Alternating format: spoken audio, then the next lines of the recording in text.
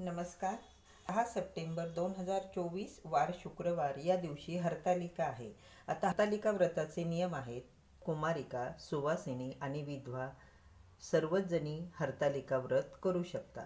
हरतालिका व्रत एकदा जर करायला सुरुवात केली तर हे मध्ये कुठेही सोडू शकत नाही. म्हणजे आपण जोपर्यंत आहे तोपर्यंत हरतालिका व्रत आपल्याला करायचं आहे.